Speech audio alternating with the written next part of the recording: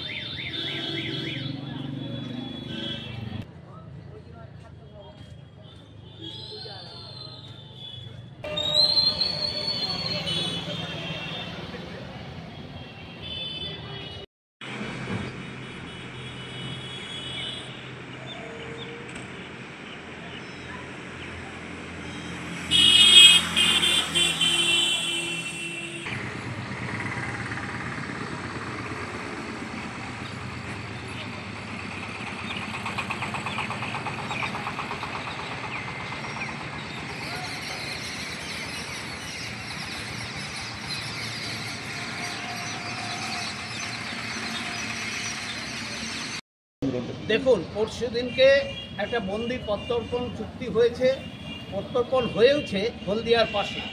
সেখানে 95 জন ভারতীয় মৎস্যজীবী যারা আটকে ছিল বাংলাদেশে, তারা ফিরেছে। তারপরে তাদের দিকে তাকানো যাচ্ছে না, খুঁড়িয়ে খুঁড়িয়ে হাঁটছে, কোমর পর্যন্ত তাদের প্রায় অবশের মতো অবস্থা। প্রচণ্ড কুয়াশা, ঝড়ের মধ্যে হয়তো একটু সীমানা লঙ্ঘন হতেই পারে, একটা নৌকা নিয়ে যাচ্ছি, লঙ্ঘন হয়ে গেছে। এমনভাবে বাংলাদেশ বর্ডার গার্ড, বিজিবি, তারা উপকূল বাহিনী, তারা এমনভাবে তাদেরকে আটকে দিচ্ছে, আটকে দিয়ে প্রচণ্ড মারধর, কোমর থেকে বড় বড় বাঁশ দিয়ে, লোহার রড দিয়ে তাদের উপরে অত্যাচার, জেলখানাতে অত্যাচার, এগুলো মেনে নেওয়া যায় না, অমানবিক ব্যাপার।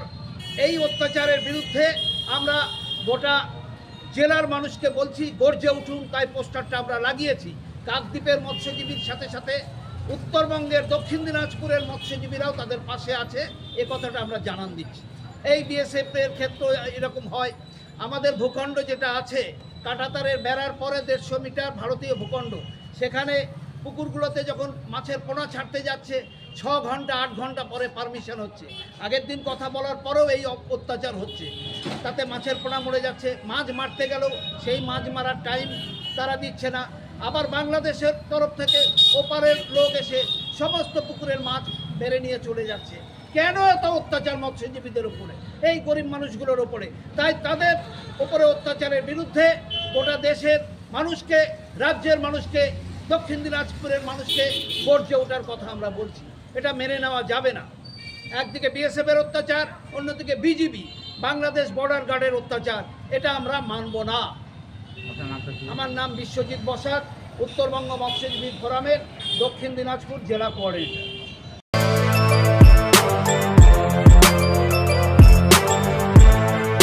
এখন অনেক বড় শ্রী লেদার্স হাওড়া ময়দান।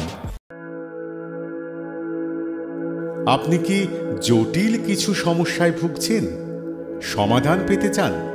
যোগাযোগ করুন প্রখ্যাত জ্যোতিষ ও তান্ত্রিক মনসারাম ভট্টাচার্যের কন্যা মনসা কন্যার সাথে। প্রখ্যাত জ্যোতিষ ও তান্ত্রিক মনসা কন্যা হাওড়া জানবাড়ি ও হাতিবাগানের নিজস্ব মন্দিরেও বসেন।